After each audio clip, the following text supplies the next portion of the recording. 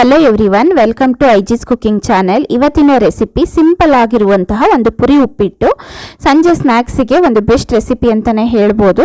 ನಿಮ್ಮಲ್ಲಿ ಪುರಿ ಇದ್ದರೆ ಖಂಡಿತವಾಗ್ಲೂ ಸಹ ಈ ಒಂದು ಪುರಿ ಉಪ್ಪಿಟ್ಟನ್ನು ಟ್ರೈ ಮಾಡಿ. ಸಂಜೆ ಸ್ನ್ಯಾಕ್ಸ್ಗೆ ಚೆನ್ನಾಗಿರುತ್ತೆ. ಹೇಗೆ ಮಾಡೋದು ನೋಡೋಣ.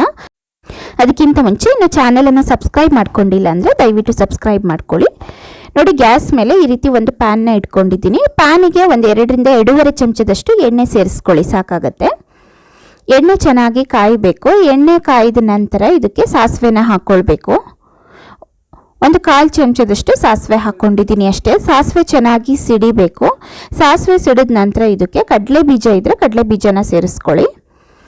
ಈ ರೀತಿ ಚೆನ್ನಾಗಿರುತ್ತೆ. ಕಡಲೆ ಬೀಜನ ಹಾಕ್ಕೊಳ್ಳೋದ್ರಿಂದ ಪುರಿ ಉಪ್ಪಿಟ್ಟು ರುಚಿ ಇನ್ನೂ ಚೆನ್ನಾಗಿರುತ್ತೆ.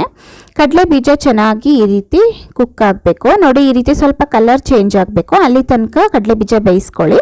ನಂತರ ಇದಕ್ಕೆ ಒಂದು ಈರುಳ್ಳಿಯನ್ನು ಈ ರೀತಿ ಚಿಕ್ಕ ಚಿಕ್ಕದಾಗಿ ಕಟ್ ಮಾಡಿ ಹಾಕ್ಕೊಳ್ತಾ ಇದ್ದೀನಿ. ನೋಡಿ, ಈರುಳ್ಳಿನ ಸಹ ಚೆನ್ನಾಗಿ ಬೇಯಿಸ್ಕೊಳ್ಬೇಕು. ನೋಡಿ, ಈಗ ಇದಕ್ಕೆ ಹಸಿರು ಮೆಣಸಿನ್ಕಾಯಿನ ಸೇರಿಸ್ಕೊಳ್ಳೋಣ. ನಾನಿಲ್ಲಿ ಒಂದು 3 ಹಸಿರು ಮೆಣಸಿನ್ಕಾಯಿನ ಈ ರೀತಿ ಚಿಕ್ಕದಾಗಿ ಕಟ್ ಮಾಡಿ ಸೇರಿಸ್ಕೊಂಡಿದ್ದೀನಿ. ಸ್ವಲ್ಪ ಖಾರ ಜಾಸ್ತಿ ಬೇಕು ಅನ್ನೋ ಅಂಥವರು ಜಾಸ್ತಿ ಹಸಿರು ಮೆಣಸಿನ್ಕಾಯಿನ ಸೇರಿಸ್ಕೊಳ್ಬಹುದು. ನೋಡಿ, ಈಗ ಸ್ವಲ್ಪ ಕರಿಬೇವಿನ ಸೊಪ್ಪನ್ನು ಸೇರಿಸ್ಕೊಳ್ತಾ ಇದ್ದೀನಿ. ಈಸಿಯಾಗಿ ಕಡಿಮೆ ಇಂಗ್ರೀಡಿಯೆಂಟ್ಸ್ಗಳಿಂದ ಮಾಡ್ಕೊಳ್ಳೋ ಅಂಥದ್ದು ಪುರಿ ಉಪ್ಪಿಟ್ಟನ್ನ. ಬೇಗ ಸಹ ಆಗುತ್ತೆ. ಸಂಜೆ ಸ್ನ್ಯಾಕ್ಸಿಗೆ ಏನು ಮಾಡ್ಕೊಳ್ಳೋದು ಅಂತ ಯೋಚನೆ ಮಾಡ್ತಿದ್ರೆ ಖಂಡಿತ ಟ್ರೈ ಮಾಡಿ. ಬಹಳ ಬೇಗ ಮಾಡ್ಕೊಳ್ಬಹುದು. ಒಂದು 1/4 ಚಮಚದಷ್ಟು ಅರಿಶಿನವನ್ನು ಸಹ ಸೇರಿಸ್ಕೊಳ್ತಾ ಇದ್ದೀನಿ. ನೋಡಿ, ನೀಟಾಗಿ ಇದೆಲ್ಲದನ್ನು ಸಹ ಮಿಕ್ಸ್ ಮಾಡ್ಕೊಳ್ಳೋಣ. ನೋಡಿ, ಈಗ ಚೆನ್ನಾಗಿ ಮಿಕ್ಸ್ ಮಾಡ್ಕೊಳ್ತಾ ಇದ್ದೀನಿ. ಈರುಳ್ಳಿನೂ ಸಹ ಚೆನ್ನಾಗಿ ಬೆಂದಿದೆ. ಈಗ ನೋಡಿ, ಪುರಿನ ನೀರಲ್ಲಿ ನೆನೆಸ್ಕೊಳ್ತಾ ಇದ್ದೀನಿ. ಪುರಿನ ಈ ರೀತಿ ಚೆನ್ನಾಗಿ ನೀರಲ್ಲಿ ನೆನೆಸ್ಕೋಬೇಕಾಗತ್ತೆ. ನಿಮಗೆ ತುಂಬ ಮೆತ್ತಗೆ ಬೇಕು ಅಂದರೆ ಒಂದು 5 ನಿಮಿಷ ಮುಂಚೆನೇ ನೆನೆಸ್ಕೊಳ್ಬೇಕಾಗತ್ತೆ. ಪುರಿ ತುಂಬ ಮೆತ್ತಗಾದರೆ ಪುರಿ ಉಪ್ಪಿಟ್ಟು ಚೆನ್ನಾಗಾಗೋದಿಲ್ಲ. ಹಾಗಾಗಿ ತಕ್ಷಣ ನಾವು ಒಗ್ಗರಣೆ ರೆಡಿ ಆದಮೇಲೆ ಪುರಿನ ಹಾಕಿ ಈ ರೀತಿ ನೀರಲ್ಲಿ ನಂತರ ಇದನ್ನು ತೆಗೆದು ಬಾಣಲೆಲ್ಲ ಹಾಕಬೇಕು. ಆವಾಗ ಪುರಿ ಉಪ್ಪಿಟ್ಟು ತುಂಬ ಚೆನ್ನಾಗಿ ಬರುತ್ತೆ. ಹಾಗಾಗಿ ನೋಡಿ, ನಾನು ಈಗ ನೀರನ್ನು ಇಟ್ಕೊಂಡು ಇದಕ್ಕೆ ಪುರಿಯನ್ನು ಹಾಕ್ಕೊಳ್ತಾ ಇದ್ದೀನಿ. ಈಗ ಇದನ್ನು ನಾವು ರೆಡಿ ಮಾಡಿರುವಂತಹ ಒಗ್ಗರಣೆ ಒಳಗಡೆ ಈ ರೀತಿ ತೊಳೆದು ಹಾಕ್ಕೊಳ್ಳೋಣ ಪುರಿಯನ್ನು. ನೋಡಿ, ಈ ರೀತಿ ವಾಶ್ ಮಾಡಿಕೊಂಡು ಪುರಿನ ರೆಡಿ ಮಾಡಿರೋ ಒಗ್ಗರಣೆಗೆ ಹಾಕ್ಕೊಳ್ತಾ ಇದ್ದೀನಿ. ನೋಡಿ, ಈ ರೀತಿ ಹಾಕ್ಕೊಳ್ಬೇಕಾಗತ್ತೆ. ಈಗ ಇದನ್ನು ಚೆನ್ನಾಗಿ ಮಿಕ್ಸ್ ಮಾಡಿಕೊಂಡ್ರೆ ಆಯಿತು.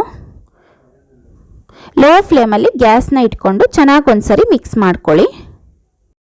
ತುಂಬ ಈಸಿಯಾಗಿ ಮಾಡುವಂತಹ ಯಾವುದಾದ್ರೂ ಒಂದು ಸ್ನ್ಯಾಕ್ಸ್ ರೆಸಿಪಿ ಇದ್ದರೆ ಸಂಜೆಗೆ ಅದು ಪುರಿ ಉಪ್ಪಿಟ್ಟು ಅಂತಲೇ ಹೇಳ್ಬೋದು. ಯಾಕಂದರೆ ಒಂದು 10 ನಿಮಿಷದ ಒಳಗಡೆ ನಾವು ಇದನ್ನು ಪ್ರಿಪೇರ್ ಮಾಡ್ಕೊಳ್ಬಹುದು. ಮನೆಯಲ್ಲಿ ಎಲ್ರಿಗೂ ಸಹ ತುಂಬಾ ಇಷ್ಟ ಆಗುತ್ತೆ. ನೋಡಿ, ಈ ರೀತಿಯಲ್ಲಿ ಮಾಡ್ಕೊಳ್ತಾ ಇದ್ದೀನಿ. ಹಾಗೆಯೇ ಇದಕ್ಕೆ ಲಾಸ್ಟಲ್ಲಿ ಉಪ್ಪು ಬೇಕಿದ್ದರೆ ಉಪ್ಪನ್ನ ಸೇರಿಸ್ಕೊಳ್ಬಹುದು.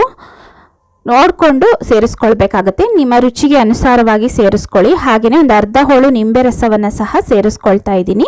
ಈಗ ನೀಟಾಗಿ ಉಪ್ಪು ಮತ್ತು ನಿಂಬೆ ರಸವನ್ನು ಮಿಕ್ಸ್ ಮಾಡಿಕೊಂಡ್ರೆ ಆಯಿತು.